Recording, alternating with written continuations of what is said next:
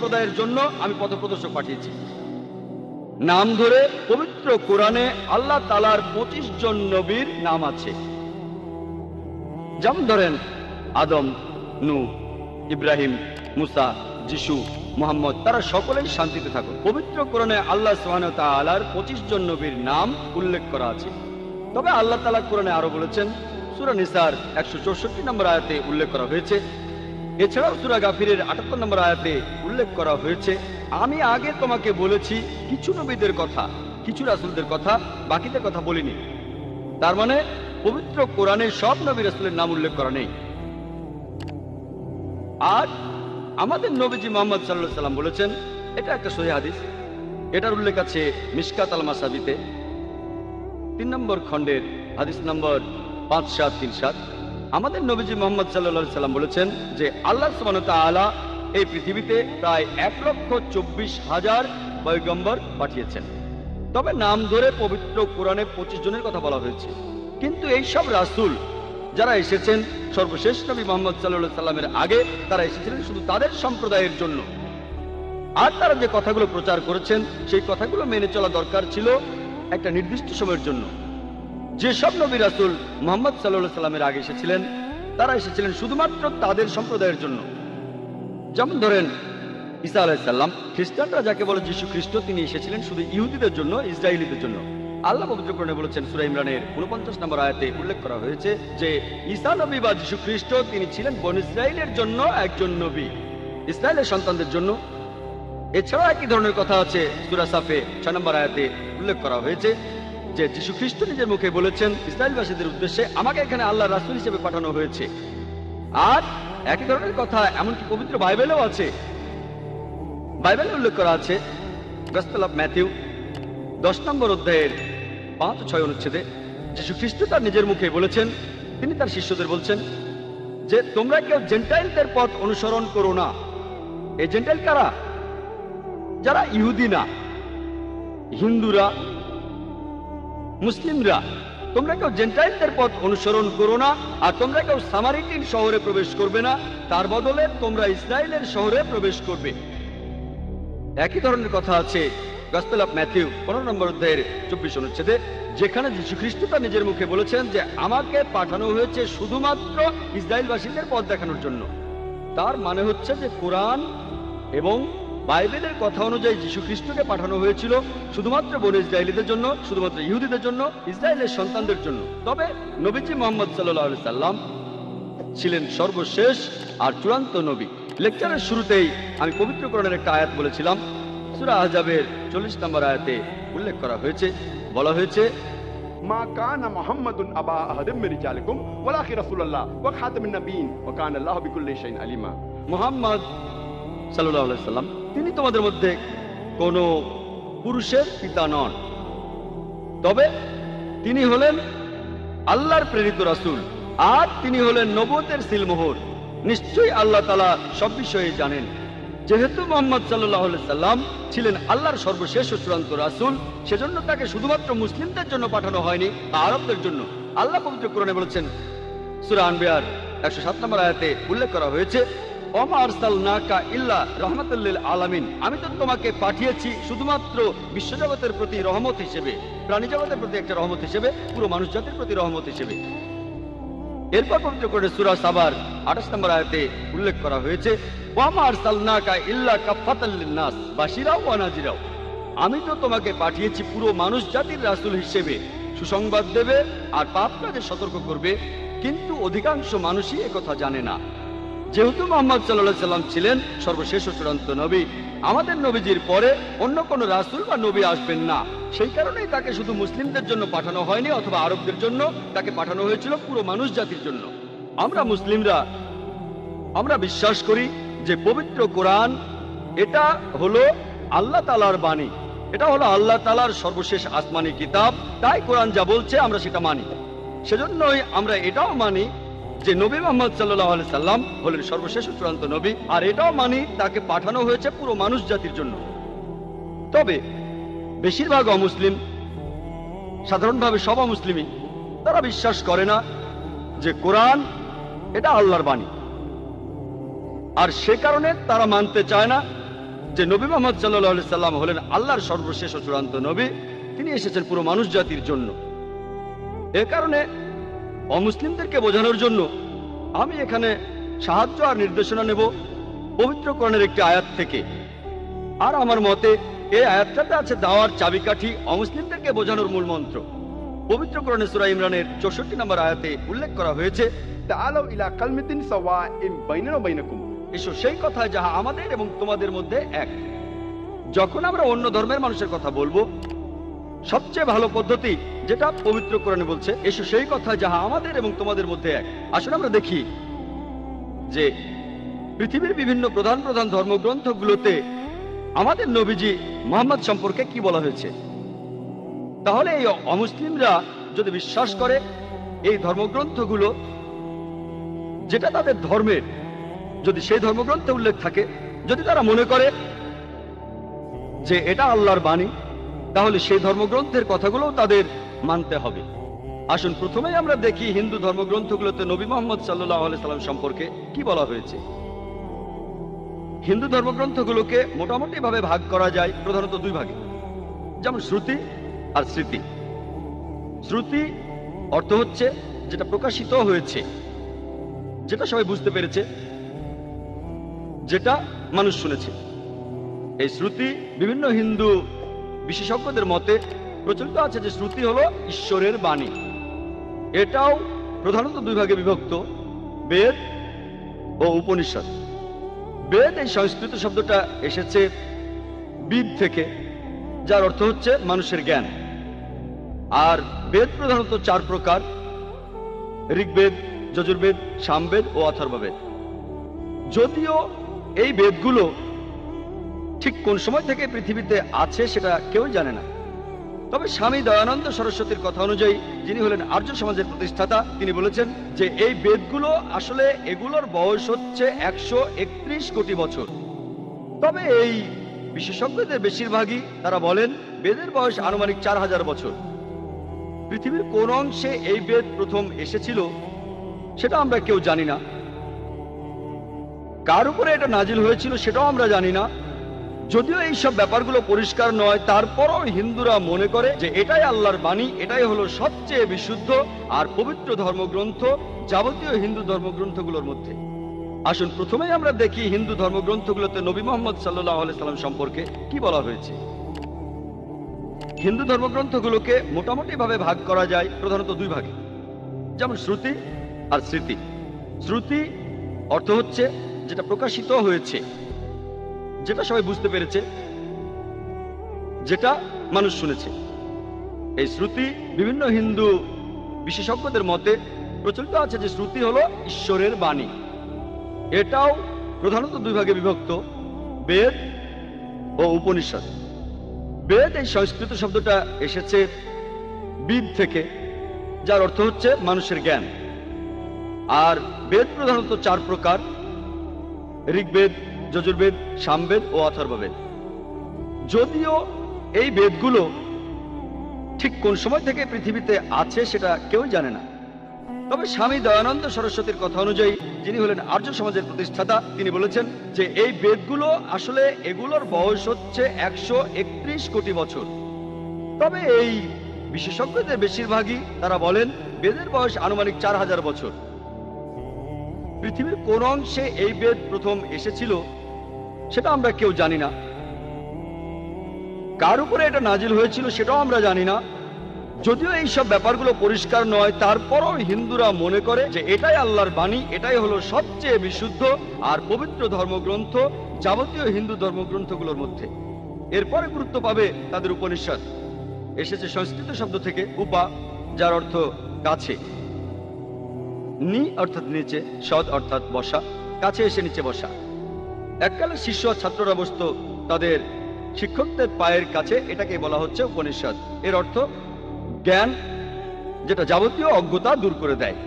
পৃথিবীতে 200-রও বেশি উপনিষদ পাওয়া যায়, তবে হিন্দু রীতি বলে এর সংখ্যা হলো 108। এগুলোর মধ্যে কিছু উপনিষদকে বলা হয়েছে প্রধান উপনিষদ। কেউ বলে 10টা, কেউ বলে 12টা। শ্রী রাধাকৃষ্ণ তিনি 18টা বেছে নিয়ে বই লিখেছেন, এগুলোই প্রধান উপনিষদ। পরের স্তরের ধর্মগ্রন্থগুলো হলো স্মৃতি। স্মৃতি মানে যেগুলো মনে রাখা হয়, অর্থাৎ স্মরণে রাখা। হিন্দু বিশেষজ্ঞরা বলেন এই স্মৃতি, এই গ্রন্থগুলো মানুষ লিখেছে, ঋষিরা, আর এর অবস্থান শ্রুতির পরে, শ্রুতির অবস্থান উপরে, তারপরে হচ্ছে স্মৃতি। এগুলোকে বলা হয় ধর্মশাস্ত্র, কারণ এগুলো বলে যে একজন মানুষ কিভাবে চলবে, সম্প্রদায় কিভাবে চলবে, সমাজ কিভাবে চলবে। স্মৃতির মধ্যে খুব গুরুত্বপূর্ণ হলো বিভিন্ন পুরাণ। পুরাণ অর্থ প্রাচীন। এসব পুরাণে বিভিন্ন দেবতার কথা আছে, বিশ্ব সৃষ্টির কথা আছে, সাহিত্য আছে। আর মহারিষি ব্যাস এইসব পুরাণগুলোকে 18টি খণ্ডে ভাগ করেছেন। এগুলোর মধ্যে একটা গুরুত্বপূর্ণ পুরাণ হলো ভবিষ্য পুরাণ। ভবিষ্য মানে ভবিষ্যৎ। এই পুরাণ ভবিষ্যৎ নিয়ে কথা বলছে। আর ভবিষ্য পুরাণে উল্লেখ করা আছে 3য় পর্ব, 3য় খণ্ড, 3য় অধ্যায়ের 5 থেকে 8 অনুচ্ছেদে যে একজন ম্লেচ্ছ আসবেন তার সঙ্গীদের সাথে নিয়ে মরুভূমি থেকে। তার নাম হবে মুহাম্মদ সাল্লাল্লাহু আলাইহি সাল্লাম।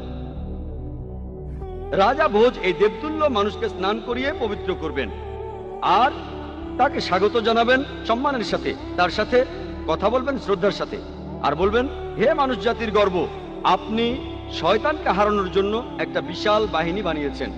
এই কথাটা ভবিষ্য পুরাণ 3য় পর্ব, 3য় খণ্ড, 3য় অধ্যায়ের 5 থেকে 8 অনুচ্ছেদে আছে। এখানে বলা হয়েছে একজন ম্লেচ্ছ আসবেন। ম্লেচ্ছ এই সংস্কৃত শব্দটার অর্থ একজন বিদেশী। তিনি আসবেন তার সঙ্গীদের সাথে নিয়ে। সাহাবাদের কথা বলা হচ্ছে।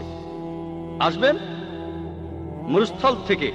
সংস্কৃত মরুস্থল শব্দটার মানে বালিময় স্থান বা মরুভূমি। তার নাম হবে মুহাম্মদ সাল্লাল্লাহু আলাইহি সাল্লাম। রাজা ভোজ এই বিদেশীর সাথে কথা বলবেন শ্রদ্ধার সাথে, আর বলবেন, হে মানুষ জাতির গর্ব। আপনারা জানেন যে মুহাম্মদ সাল্লাল্লাহু আলাইহি সাল্লাম তিনি মানুষ জাতির গর্ব। আল্লাহ পবিত্র কোরআনে বলেছেন, সূরা কালামের 4 নম্বর আয়াতে উল্লেখ করা হয়েছে, নিশ্চয়ই তুমি সবচেয়ে মহান চরিত্রে অধিষ্ঠিত। পবিত্র কোরআনে সূরা আহজাবের 21 নম্বর আয়াতে উল্লেখ করা হয়েছে, নিশ্চয়ই আল্লাহর রাসূল মুহাম্মদ সাল্লাল্লাহু আলাইহি সাল্লাম, তার মধ্যে তোমাদের জন্য উত্তম আদর্শ রয়েছে। কুরআন আরো বলছে যে সেই লোক তার বাহিনী নিয়ে শয়তানের বিরুদ্ধে যুদ্ধ করবে। আমরা জানি আমাদের প্রিয় নবীজি এই কাজটা করেছিলেন। এই ভবিষ্যৎবাণী একেবারে স্পষ্ট করেই বলছে মুহাম্মদ সাল্লাল্লাহু আলাইহি সাল্লামের কথা। কিছু মানুষ বলতে পারে এখানে যে ভোজ রাজার কথা বলা আছে তিনি ছিলেন 11 শতাব্দীতে, মুহাম্মদ সাল্লাল্লাহু আলাইহি ওয়াসাল্লামের জন্মেরও 500 বছর পরে। আর এই ভোজ রাজা ছিলেন রাজা শিলাবাহন এর 10ম বংশধর। এই মানুষগুলো এটা বুঝতে পারে না যে মিশরের সম্রাটদের পদবীর মতো তারা রাজাদের টাইটেল দিত ফারাও। অতীতে অনেক ফারাও ছিল, মাত্র একজন ফারাও ছিল না। তারপরে দেখেন রোমের সম্রাটদের তাদের পদবী ছিল সিজার। সিজার একজন ছিল না, অনেক সিজার ছিলেন। একইভাবে ইন্ডিয়ার রাজা, তাদের টাইটেল ছিল ভোজ। তাহলে ভোজ নামে একজন রাজা ছিলেন না, অনেক রাজাই ছিলেন। এই ভোজ রাজা ইনি কিন্তু 11 শতাব্দীর ভোজ রাজা নন, ইনি তারও অনেক আগে রাজত্ব করেছিলেন।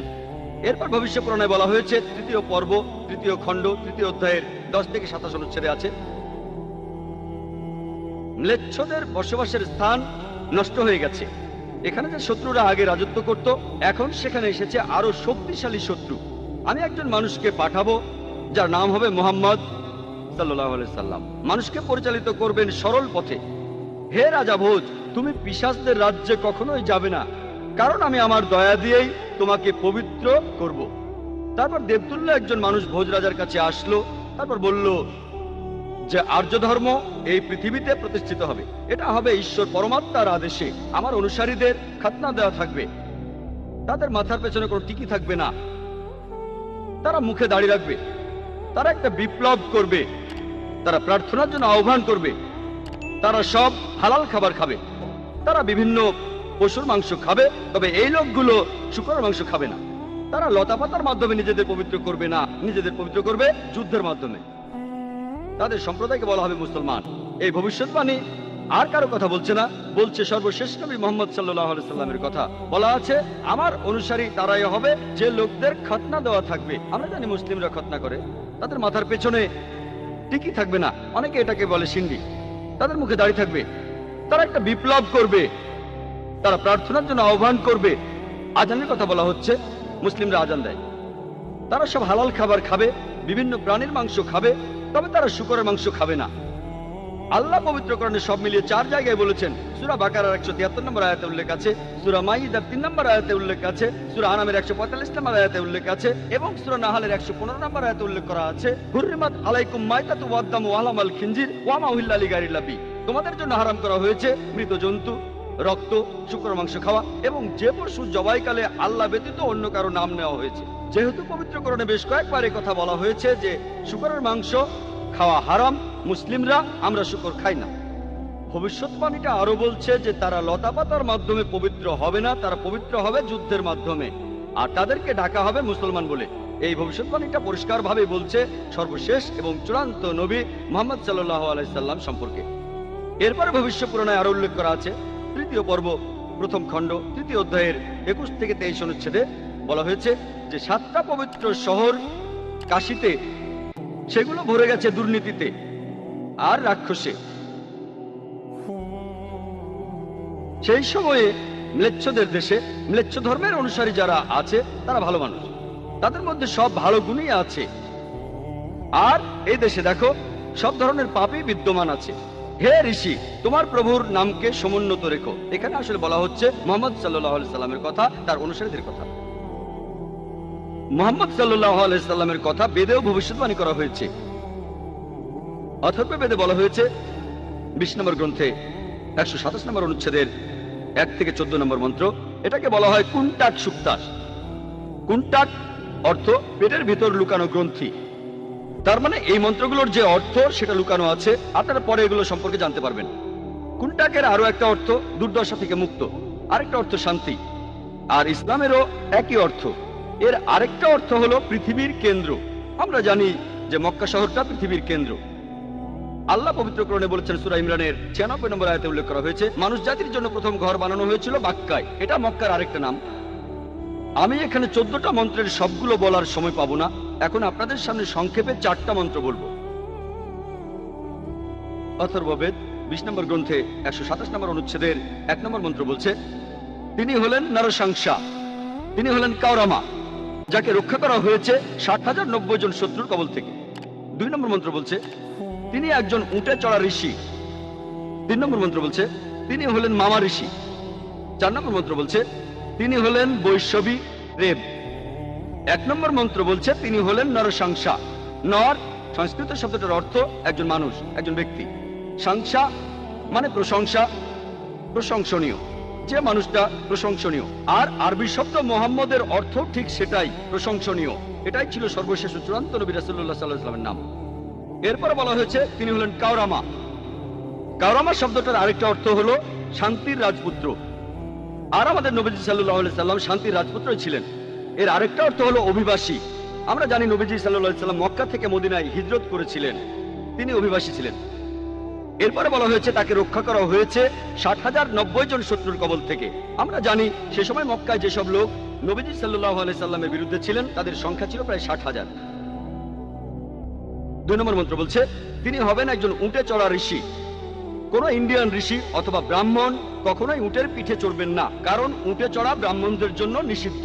মনুস্মৃতিতে উল্লেখ করা হয়েছে 11 নম্বর অধ্যায়ের 202 নম্বর অনুচ্ছেদে যে একজন ব্রাহ্মণ কোন উট বা গাধার পিঠে চড়তে পারবেন না। সেজন্য ইনি হবেন এমন কেউ যিনি বিদেশী। 3 নম্বর মন্ত্র বলছে, তিনি মামা ঋষি বা মহাঋষি। মামা কেউ বলে থাকে মোহাম্মদ, কেউ বলে মহান ঋষি। 4 নম্বর মন্ত্র বলছে তিনি হলেন রেব। রেব অর্থ যে প্রশংসা করে। আমাদের নবীজি সাল্লাল্লাহু আলাইহি সাল্লামের আরেকটা নাম হলো আহমদ, যে প্রশংসা করে, এটার আরবি হলো আহমদ। এটা ছিল আমাদের নবীজি সাল্লাল্লাহু আলাইহি সাল্লামের আরেকটা নাম। অথর্ববেদে মুহাম্মদ সাল্লাল্লাহু আলাইহি সাল্লাম সম্পর্কে আরো ভবিষ্যৎবাণী আছে। 20 নম্বর গ্রন্থে 21 নম্বর অনুচ্ছেদের 6 নম্বর মন্ত্র বলা হয়েছে, এখানে আহজাবের যুদ্ধের কথা বলা হয়েছে। আহজাবের যুদ্ধ এখানে বলা হয়েছে যে এই ঋষিকে রক্ষা করা হবে 10,000 শত্রুর কবল থেকে, আর তিনি এই যুদ্ধে বিজয়ী হবেন লড়াই না করেই। তিনি একজন কারু। এখন সংস্কৃত শব্দ কারু অর্থাৎ যে ব্যক্তি প্রশংসা করে, আরবি করলে যেটা হবে আহমদ, যেটা আমাদের নবীজির আরেকটা নাম। বলা হয়েছে তিনি লড়াই না করেই এই যুদ্ধে জিতবেন, অর্থাৎ আহজাবের যুদ্ধের কথা, যেখানে লড়াই না করেই মুসলিমরা জিতেছিল। আমরা জানি যে সেই যুদ্ধে শত্রুপক্ষের লোকজন ছিল প্রায় 10,000। এরপর আরো আছে অথর্ববেদে 20 নম্বর গ্রন্থ 21 নম্বর অনুচ্ছেদের 7 নম্বর মন্ত্র যে মহান ঈশ্বর ক্ষমতাচ্যুত করবেন 20 জন রাজাকে, আর তিনি রক্ষা করবেন আবান্দুকে 60,090 জন শত্রুর কবল থেকে। সংস্কৃত শব্দ আবান্দু অর্থ হলো এতিম। এই আবান্দু শব্দটার আরেকটা অর্থ হচ্ছে প্রশংসনীয়। আমাদের নবীজি সাল্লাল্লাহু আলাইহি সাল্লামের নাম মুহাম্মদ, এটার অর্থ হচ্ছে প্রশংসনীয়। তাহলে আবান্দু শব্দটার আরবি করলে হবে মুহাম্মদ সাল্লাল্লাহু আলাইহি সাল্লাম। বলা হয়েছে ঈশ্বর ক্ষমতাচ্যুত করবেন 20 জন রাজাকে। আর আমরা জানি যে তখনকার দিনে আনুমানিকভাবে মক্কাতে 20টা আলাদা গোত্র ছিল। মুহাম্মদ সাল্লাল্লাহু আলাইহি সাল্লাম সবাইকে জিতে নিয়েছিলেন। আর সে সময় যারা নবীজি সাল্লাল্লাহু আলাইহি সাল্লামের সাথে বিরোধিতা করেছিল তাদের সংখ্যা ছিল প্রায় 60,000। এই একই ভবিষ্যৎবাণীটা ঋগ্বেদেও করা হয়েছে 1 নম্বর গ্রন্থ 53 নম্বর অনুচ্ছেদের 9 নম্বর মন্ত্রে। তবে এখানে তাকে বলা হয়েছে যে সুশ্রামা। সুশ্রামা শব্দটার অর্থ যে ব্যক্তি প্রশংসনীয়, যেটা আমাদের নবীজির নামের অর্থ। নবীজির কথা ভবিষ্যৎবাণী করছে অগ্নি 64 নম্বর মন্ত্র। এখানে বলা হয়েছে যে এই ঋষি তিনি তার মায়ের দুধ পান করবেন না, তিনি মায়ের বুকের দুধ পান করবেন না। আমরা জানি যে নবীজি সাল্লাল্লাহু আলাইহি সাল্লাম তিনি মায়ের দুধ পান করেননি। আর বিবি হালিমা রাদিয়াল্লাহু আনহা তিনি ছিলেন নবীজি সাল্লাল্লাহু আলাইহি সাল্লামের দাইমা। এছাড়াও নবীজি সাল্লাল্লাহু আলাইহি সাল্লামকে বলা হয়েছে আহমদ, যিনি প্রশংসা করেন। অনেক জায়গায় আছে, উত্তর চিকে আছে মন্ত্র নম্বর 1500। এরপর ইন্দ্র 2 নম্বর অধ্যায়ের 152 নম্বর মন্ত্রে, যজুর্বেদের 31 নম্বর অধ্যায়ের 18 নম্বর অনুচ্ছেদে, ঋগ্বেদে 8 নম্বর গ্রন্থ 6 নম্বর অনুচ্ছেদের 10 নম্বর মন্ত্রে, অথর্ববেদে 8 নম্বর গ্রন্থ 5 নম্বর অনুচ্ছেদের 16 নম্বর মন্ত্রে, অথর্ববেদে 20 নম্বর গ্রন্থ 126 নম্বর অনুচ্ছেদের 14 নম্বর মন্ত্রে আছে নবীজি মুহাম্মদ সাল্লাল্লাহু আলাইহি সাল্লামকে আহমেদ বলে ডাকার পাশাপাশি অনেক জায়গায় তাকে আরেকটা নামে ডাকা হয়েছে, সেটা নরশংসা। আমি একথা আগেও বলেছি, নরশংসা শব্দটার প্রথম অংশ নর, যার অর্থ একজন মানুষ বা ব্যক্তি, আর সংসা এটার মূল শব্দ হলো প্রশংসা, যার অর্থ হচ্ছে যে মানুষটা প্রশংসনীয়। তাহলে নবীজি মুহাম্মদ সাল্লাল্লাহু আলাইহি সাল্লামকে নরশংসা অর্থাৎ মোহাম্মদ বলে হিন্দু বিভিন্ন ধর্মগ্রন্থের অনেক জায়গায় উল্লেখ করা হয়েছে। ঋগ্বেদে 1 নম্বর গ্রন্থ 13 নম্বর অনুচ্ছেদের 3 নম্বর মন্ত্রে, ঋগ্বেদের 1 নম্বর গ্রন্থ 18 নম্বর অনুচ্ছেদের 9 নম্বর মন্ত্রে, ঋগ্বেদের 1 নম্বর গ্রন্থ 106 নম্বর অনুচ্ছেদের 4 নম্বর মন্ত্রে, ঋগ্বেদে 1 নম্বর গ্রন্থ 142 নম্বর অনুচ্ছেদের 3 নম্বর মন্ত্রে, ঋগ্বেদে 2 নম্বর গ্রন্থ 3 নম্বর অনুচ্ছেদের 2 নম্বর মন্ত্রে, ঋগ্বেদে 5 নম্বর গ্রন্থ 5 নম্বর অনুচ্ছেদের 2 নম্বর মন্ত্রে, ঋগ্বেদে 7 নম্বর গ্রন্থ 2য় অনুচ্ছেদের 2য় মন্ত্রে, ঋগ্বেদে 10 নম্বর গ্রন্থ 64 নম্বর অনুচ্ছেদের 3 নম্বর মন্ত্রে, ঋগ্বেদে 10 নম্বর গ্রন্থ 182 নম্বর অনুচ্ছেদের 2 নম্বর মন্ত্রে, যজুর্বেদে 20 নম্বর অধ্যায়ের 37 অনুচ্ছেদে, যজুর্বেদে 20 নম্বর অধ্যায়ের 57 অনুচ্ছেদে, যজুর্বেদের 21 অধ্যায়ের 31 অনুচ্ছেদে, যজুর্বেদের 21 অধ্যায়ের 55 অনুচ্ছেদে, যজুর্বেদের 28 অধ্যায়ের 2 অনুচ্ছেদে, যজুর্বেদের 28 অধ্যায়ের 19 অনুচ্ছেদে, যজুর্বেদের 28 অধ্যায়ের 42 নম্বর অনুচ্ছেদে। এভাবে সারাদিন শুধু রেফারেন্স দিয়ে যেতে পারেন যে হিন্দু ধর্মগ্রন্থে এই সব জায়গায় আমাদের নবীজির নাম উল্লেখ করা হয়েছে। হাতে সময় কম না হলে শুধু হিন্দু ধর্মগ্রন্থে মুহাম্মদ সাল্লাল্লাহু আলাইহি সাল্লামের বর্ণনা নিয়ে একটা লেকচার দেওয়া যেত। যেহেতু হাতে সময় কম, তাই আরেকটা ভবিষ্যৎবাণীর কথা বলবো হিন্দু ধর্মগ্রন্থে মুহাম্মদ সাল্লাল্লাহু আলাইহি সাল্লামের বর্ণনা নিয়ে, যেটা হলো কল্কি অবতার। এটার উল্লেখ আছে ভগবত পুরাণায় 12 নম্বর খণ্ড 2য় অধ্যায়ের 18 থেকে 20 নম্বর অনুচ্ছেদে বলা হয়েছে যে বিষ্ণু ইয়াস নামে একজনের ঘরে যে মহৎ হৃদয়ের ব্রাহ্মণ, যে সাম্বালা নামের একটা গ্রামের প্রধান, তার ঘরে জন্মাবে কল্কি।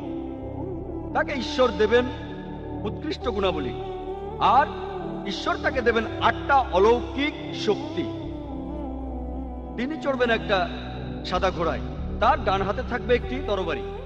এরপর ভগবত পুরাণায় উল্লেখ করা হয়েছে 1 নম্বর খণ্ড 3য় অধ্যায়ের 25 নম্বর মন্ত্রে যে কলিযুগে যখন রাজারা হবে ডাকাতের মতো, কলিযুগে যখন রাজারা হবে ডাকাতের মতো, সেই সময় বিষ্ণু ইয়াসের ঘরে জন্মগ্রহণ করবে কল্কি। এছাড়াও কল্কি পুরাণে উল্লেখ করা হয়েছে 2য় অধ্যায়ের 4 নম্বর মন্ত্রে বলা হয়েছে যে বিষ্ণু ইয়াস নামে এক ব্যক্তির ঘরে, যিনি মহৎ হৃদয় ব্রাহ্মণ, যিনি সাম্বালা গ্রামের প্রধান, তার ঘরে জন্মাবে কল্কি। কল্কি পুরাণে বলা হয়েছে 2য় অধ্যায়ের 5 নম্বর মন্ত্রে কল্কিকে সাহায্য করবে 4 জন সহচর পাপীদের বিরুদ্ধে লড়াই করার জন্য।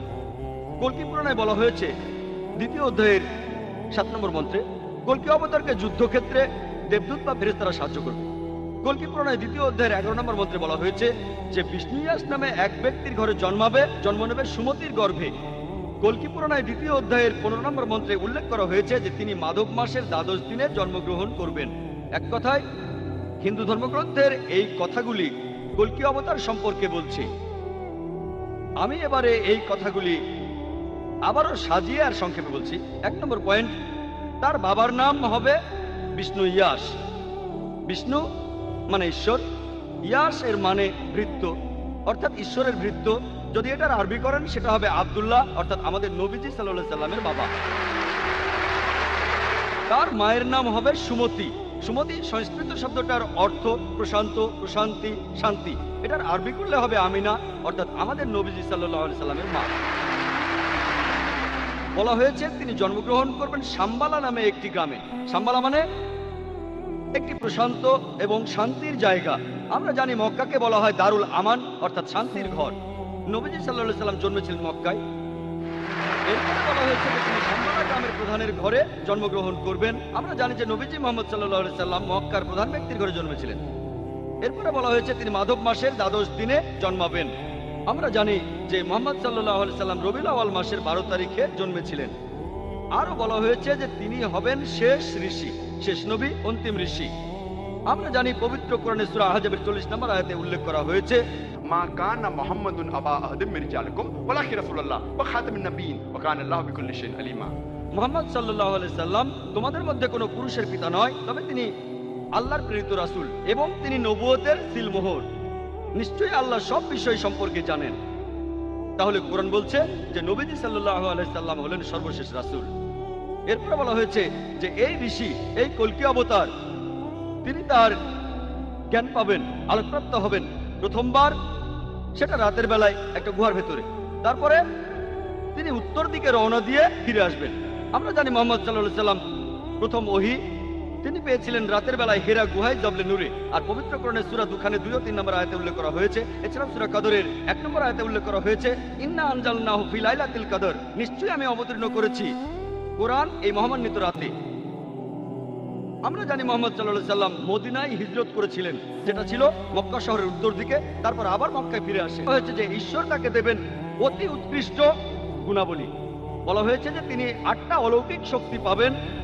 এই 8টা অলৌকিক শক্তি হচ্ছে হিন্দু ধর্মগ্রন্থ অনুযায়ী জ্ঞান, আত্মসংযম, জ্ঞান বিতরণ, অভিজাত বংশ পরিচয়, সাহসিকতা, কম কথা বলা, মহানুভবতা এবং পরোপকারিতা। এই 8টা গুণের সবগুলোই আলহামদুলিল্লাহ সর্বশেষ ও চূড়ান্ত নবী মুহাম্মদ সাল্লাল্লাহু আলাইহি সাল্লামের ভেতর দেখা যায়। তারপর বলা হয়েছে তিনি হবেন পৃথিবীর সব মানুষের পথপ্রদর্শক। আর পবিত্র কোরআনের সূরা সাবার 28 নম্বর আয়াতে উল্লেখ করা হয়েছে ওমা আরসালনাকা ইল্লা কাফাতাল লিন-নাস বাশীরা ওয়া নাযীরা। আমি তো তোমাকে পাঠিয়েছি পুরো মানুষ জাতির দূত হিসেবে, সুসংবাদদাতা ও সতর্ককারী রূপে পাঠিয়েছি, তবে অধিকাংশ মানুষই কথাটা জানে না। এরপরে বলা হয়েছে যে কল্কি অবতার চড়বেন একটি সাদা ঘোড়ায়। আমরা জানি যে নবীজি মুহাম্মদ সাল্লাল্লাহু আলাইহি সাল্লাম বুরাকে চড়েছিলেন যখন মেরাজে গিয়েছিলেন। এরপরে আরো বলা হয়েছে যে তার হাতে থাকবে একটি তরবারি। আর আমরা জানি মুহাম্মদ সাল্লাল্লাহু আলাইহি সাল্লাম যুদ্ধে অংশ নিয়েছিলেন, আর বেশিরভাগই ছিল আত্মরক্ষার জন্য সরাসরি অংশ নিয়েছিলেন, তখন তার ডান হাতে তরবারি থাকতো। এরপর এখানে বলা হয়েছে যে তিনি অজ্ঞ লোকদের পরিচালিত করবেন সরল পথে। আমরা জানি যে মুহাম্মদ সাল্লাল্লাহু আলাইহি সাল্লাম আরবদের পথ দেখিয়েছিলেন। আরবের সেই সময়টাকে বলা হতো আয়ামে জাহেলিয়া, অর্থাৎ অজ্ঞতার যুগ। আর মুহাম্মদ সাল্লাল্লাহু আলাইহি সাল্লাম আল্লাহ তাআলার সাহায্য নিয়ে, কোরআনের সাহায্যে আরবদের নিয়ে এসেছিলেন অন্ধকার থেকে আলোতে। এরপর আরো বলা হচ্ছে তাকে সাহায্য করবে 4 জন সহচর। বলা হচ্ছে 4 জন সাহাবীর কথা, খোলাফায়ে রাশিদিন, হযরত আবু বকর, হযরত ওমর, হযরত ওসমান, হযরত আলী, আল্লাহ সবাইকে শান্তিতে রাখুন। তারপর বলা হয়েছে যে যুদ্ধক্ষেত্রে তাকে দেবদূত বা ফেরেশতারা সাহায্য করবে। আমরা জানি যে পবিত্র কোরআনের সূরা ইমরানের 123 থেকে 125 নম্বর আয়াতে উল্লেখ করা হয়েছে। এছাড়াও সূরা আনফালের 8 থেকে 9 নম্বর আয়াতে উল্লেখ করা হয়েছে যে ফেরেশতারা নবীজিকে সাহায্য করেছিল, সেটা ছিল বদরের যুদ্ধে। আর তাদের জন্য মুসলিমরা সে যুদ্ধে জিতেছিল। এখানে আমি সংক্ষেপে বললাম কল্কি অবতার সম্পর্কে, যেটা হিন্দু ধর্মগ্রন্থে বলা হয়েছে। হিন্দু ধর্মগ্রন্থে মুহাম্মদ সাল্লাল্লাহু আলাইহি সাল্লাম সম্পর্কে বিস্তারিত জানতে চাইলে আপনারা আমার ভিডিও ক্যাসেট দেখেন এই টপিকের উপরে, যেখানে হিন্দু ধর্মগ্রন্থে নবীজির ব্যাপারে বিস্তারিত বলেছে। আসলে এবারে দেখি পারসি ধর্মগ্রন্থে নবীজি সাল্লাল্লাহু আলাইহি সাল্লামকে নিয়ে কি ভবিষ্যৎবাণী করা হয়েছে। জরথুস্ত্র তিনি হলেন এই ধর্মের প্রতিষ্ঠাতা। এটাকে আরো বলা হয় পার্সিজম।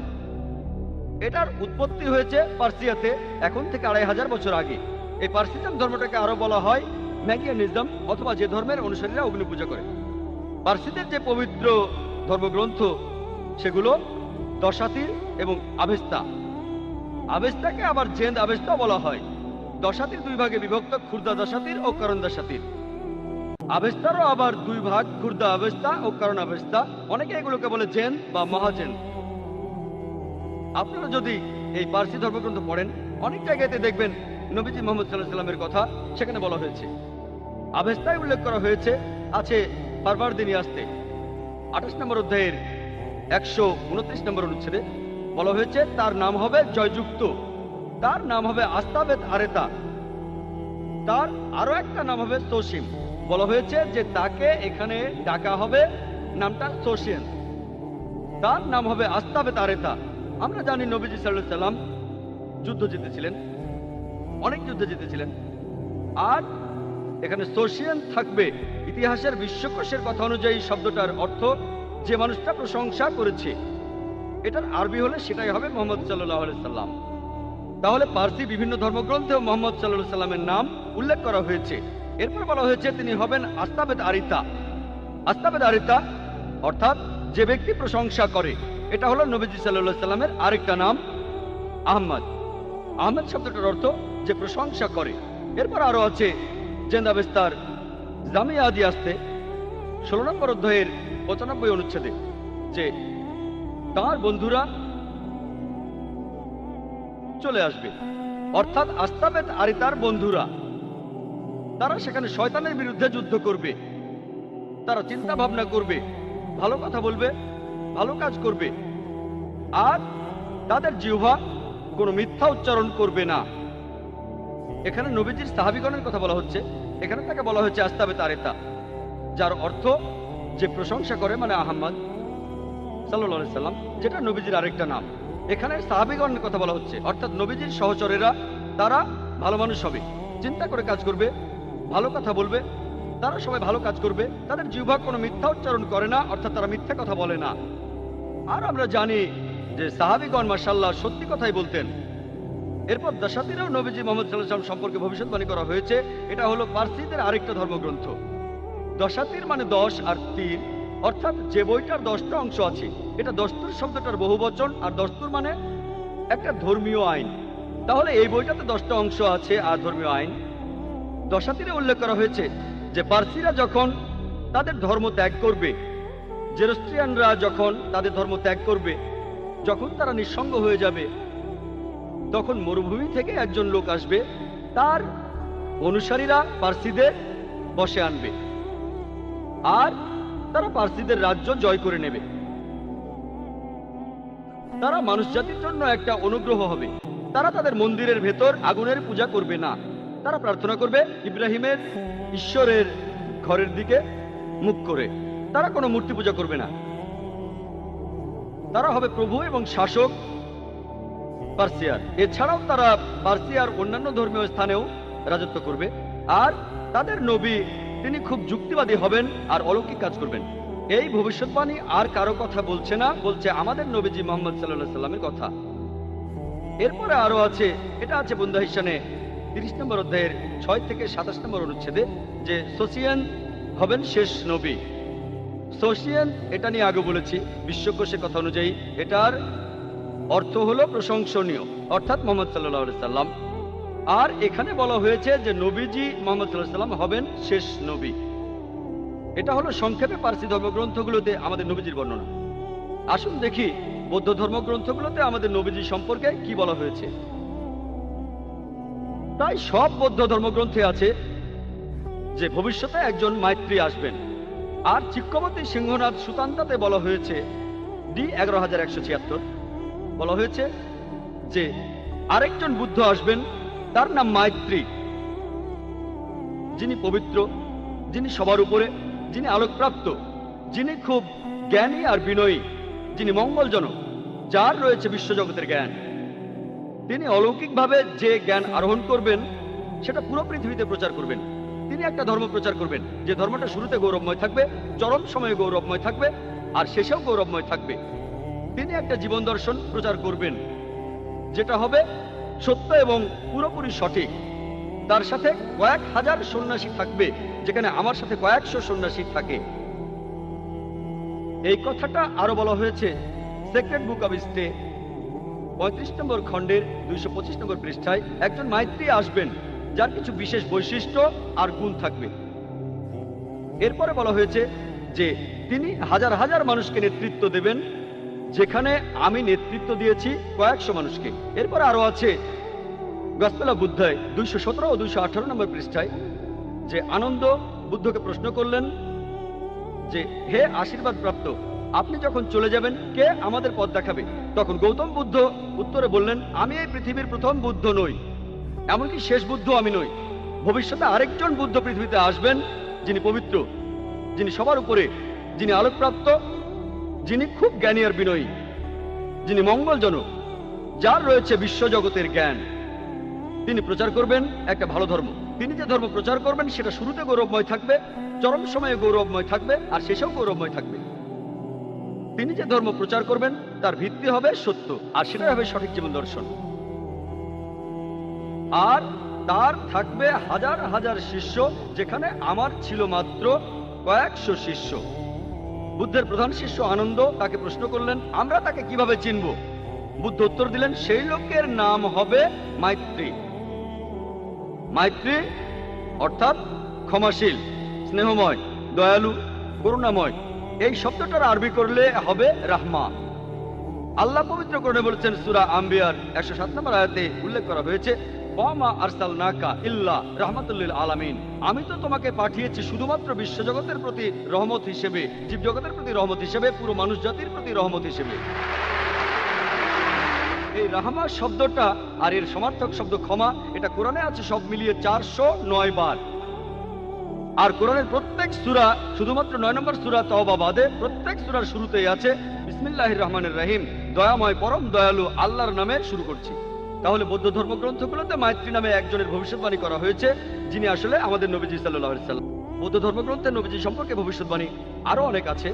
আছে secret book of the stay 11 number খণ্ডের 36 নম্বর পৃষ্ঠায়, মহাপরিনির্বাণ সুত্তা 2 নম্বর অধ্যায়ের 32 নম্বর অনুচ্ছেদে বলা হয়েছে যে গৌতম বুদ্ধের ক্ষেত্রে তার কোনো প্রকাশ্য অথবা গুপ্ত শিক্ষা ছিল না।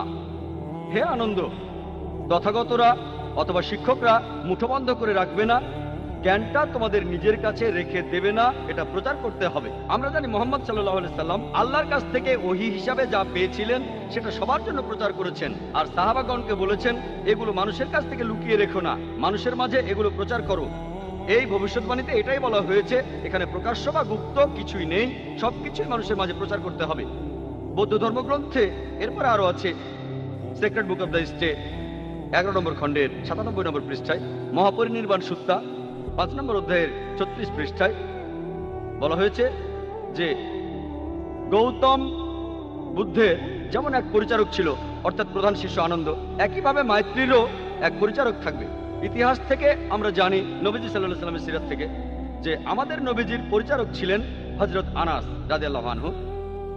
তিনি ছিলেন মালিকের পুত্র, আল্লাহ তাকে শান্তিতে রাখুন।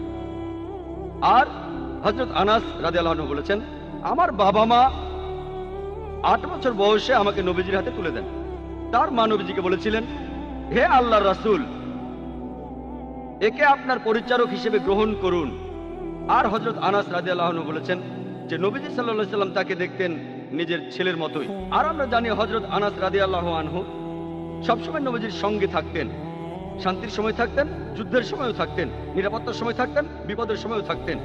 এভাবে আনন্দের সাথে তার তুলনা করা যায়। যখন গৌতম বুদ্ধের দিকে একটা পাগলা হাতি তেড়ে আসলো, আনন্দ তখন বুদ্ধের সামনে গিয়ে দাঁড়িয়েছিলেন। আমরা জানি একইভাবে হযরত আনাস রাদিয়াল্লাহু আনহু উহুদের যুদ্ধের সময়, তার বয়স 11 বছর, সেই যুদ্ধে যখন শত্রুরা নবীজিকে ঘিরে ফেললো, হযরত আনাস রাদিয়াল্লাহু আনহু নবীজির পাশে ছিলেন। এরপর হুনাইনের যুদ্ধে তার বয়স যখন 16 বছর, শত্রুপক্ষের তীরন্দাজরা নবীজিকে ঘিরে ফেললো, তখনও হযরত আনাস রাদিয়াল্লাহু আনহু নবীজির পাশে ছিলেন। এভাবে আনন্দের সাথে তাকে তুলনা করা যায়। বুদ্ধের দিকে পাগলা হাতি তেড়ে এলে আনন্দ দাঁড়িয়েছিলেন বুদ্ধের সামনে গিয়ে। তাহলে এই ভবিষ্যৎবাণীটাও সত্য হয়েছে যে মায়াত্রীর এক পরিচারক থাকবে। এরপর আরো আছে গসপেল অফ বুদ্ধাতে 214 নম্বর পৃষ্ঠায় যে এই যে মায়াত্রী আসবেন, অন্য যে বুদ্ধ আসবেন তার 6টা গুণ থাকবে। প্রথমটা হচ্ছে তিনি আলোকপ্রাপ্ত হবেন রাতের বেলায়। 2 নম্বর, আলোকপ্রাপ্ত হওয়ার পরে তিনি উজ্জ্বল হবেন। 3 নম্বর, তিনি স্বাভাবিকভাবে মারা যাবেন। 4 নম্বর, তিনি রাতের বেলায় মারা যাবেন। 5 নম্বর, মারা যাওয়ার সময় তিনি উজ্জ্বল হবেন। আর 6 নম্বর হচ্ছে তিনি মারা যাওয়ার পরে তাকে এই পৃথিবীতে আর কখনো সশরীরে দেখা যাবে না। এই 6টা গুণাবলী পাওয়া যায় শুধুমাত্র আমাদের নবীজি মোহাম্মদ সাল্লাল্লাহু আলাইহি সাল্লামের মধ্যেই। আমরা জানি যে নবীজি প্রথম ওহী তিনি পেয়েছিলেন রাতের বেলায়। আর পবিত্র কোরআনের সূরা দুখানের 2 ও 3 নম্বর আয়াতে উল্লেখ করা হয়েছে। এছাড়াও সূরা কদরের 1 নম্বর আয়াতে আছে যে কোরআন নাজিল হয়েছিল মহিমান্বিত রাতে।